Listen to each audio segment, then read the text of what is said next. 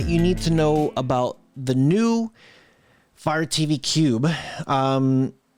Yeah, hope you guys are enjoying this content. I try to get you guys all the latest and greatest stuff here. Yeah, some good stuff with this device. So here we go. You do get your Cube power cable, new remote, no HDMI. There is no HDMI cable. Why? I don't know. No idea why they don't give you the HDMI. The other thing too is you do have an Ethernet port, but that Ethernet port only does 100 megs, which sucks. So I will just utilize the Wi-Fi because I'm going to get more power within that Wi-Fi 6. USB, it's set at 2.0, not 3.0, which again sucks. IR extender. There's no cable for an IR extender, but there is a port. You do have HDMI out if you're going out to your TV, or in if you're coming into the Cube. So pretty cool. And then you got your buttons here. I got to say, this thing looks very, very nice. Let's come here and we're going to go to IDA 64 because it gives you everything that you need to know about this device. Now, the only thing is, as you can see here, it doesn't show IDA 64. I know this is IDA 64 right there, but it shows broken, which kind of sucks. On the remote, they also have, looks like a picture-in-picture button, like right there. And that's right next to the gear icon. So you got mute, gear, and then picture-in-picture.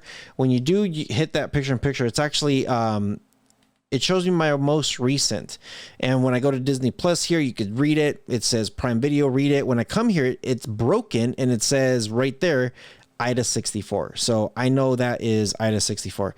Yeah, I don't know why they don't test some of the stuff out. I know they're trying to keep it within their ecosystem, but you know, something simple like IDA 64 is a nice app to be able to read what this device has. So this is using an Amlogic chipset. They do have their board device as Gazelle. It's advertised as 16 gigs of internal storage, but you only get a little bit over 10. Bluetooth version 4, 2 gigs of RAM. The 2 gigs of RAM, I'm like, oh man, you couldn't give me a 3, huh? Couldn't give me a 3, whatever. As long as it works, that's what we care about. But I just hate to have that bottleneck with a killer device like this.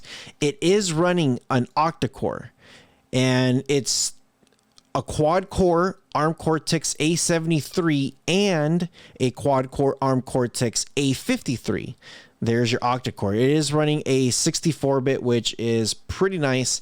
The display, I am running a 1080p card, so it's pulling 1920 by 1080p. It's going to read native of what your device has. So if you have a TV that's not 4K and your screen resolution shows that number right there, that means your TV is not 4K. Just keep that in mind. I also have a killer HDMI cable. I'm using an AudioQuest Chocolate, which is a killer cable. Your GPU is running the Mali G52. Now, as far as your Android, I'm very surprised they're still running Android version 9. The Android security patch level is from earlier of 2022. However, I'm still surprised it's running Android now. Now, I know the newer Android versions are more based on cell phone securities and stuff like that. I would really like to see Android 12 at this point, not even 10. Like, give me 12. Android 9, I don't know. It just leaves a bad taste in my mouth. Codecs, interesting stuff. The box does say it is running Dolby Vision, Atmos, and it does have a couple of these decoders here. So for your audio, you do have your MP4A, AC3, AC4, 3GPP, EAC, FLOC, ALA, MLAW, MPEG, OBIS, all that crap. The only thing I don't like, or I guess I'm missing, and I already know that these codecs will transcribe all your surround sound.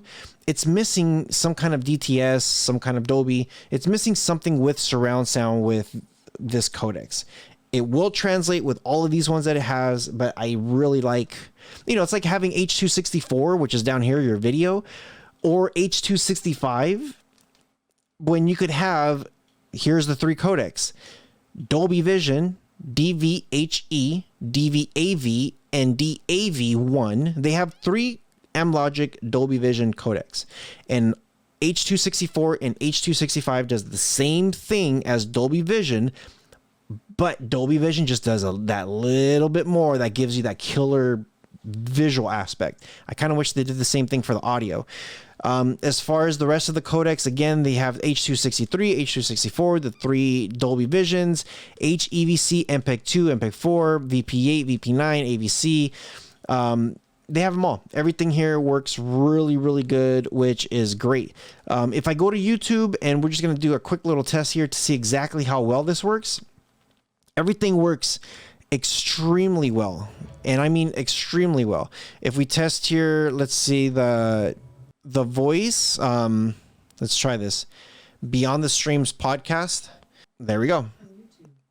Beyond the Streams podcast. So here you go. Next Level Night, and I'm going to pull up. These are 4K links right here, which is pretty good. You should be able to see it right next to the numbers here. So we're going to do this one with TDUK. That was a pretty good combo. And here you go. Everything looks extremely good.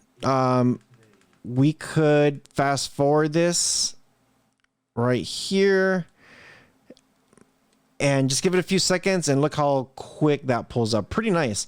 Now, if you hit enter, of course, you can hit the like, comment, heart, super thanks, all that stuff, which is great. If you go to settings here, this is what I like. You could actually test it out. So the quality is pulling the max 1080p.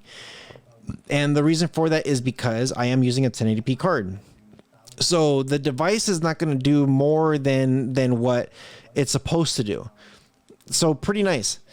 If you are on a 1080p TV, just know it doesn't matter if you're using Netflix, Sinclair, Disney Plus, whatever it is, and you're like, I have a 4K link. I know I'm watching this in 4K. If your TV's in 1080p and it's not 4K, you're only going to do 1080p, regardless of what the link says.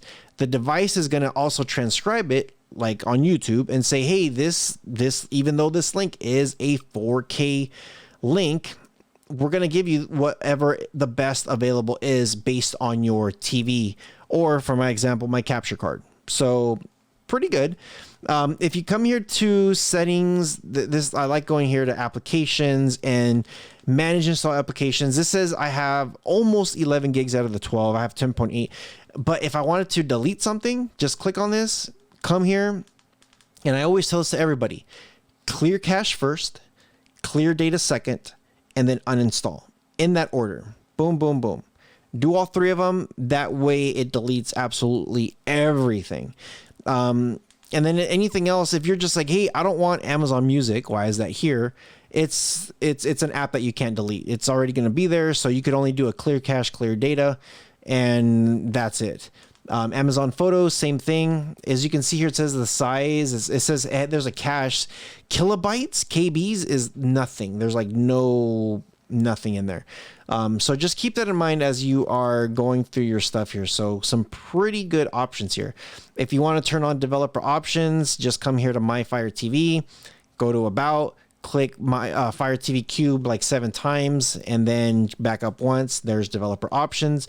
Also, if you go back into About, check for updates. This might say install update. Then you'll need to install it if you need to.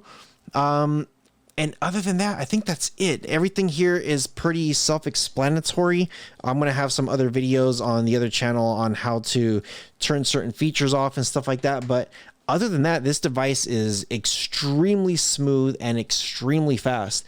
The new remote is a little bit longer than the Fire TV remote.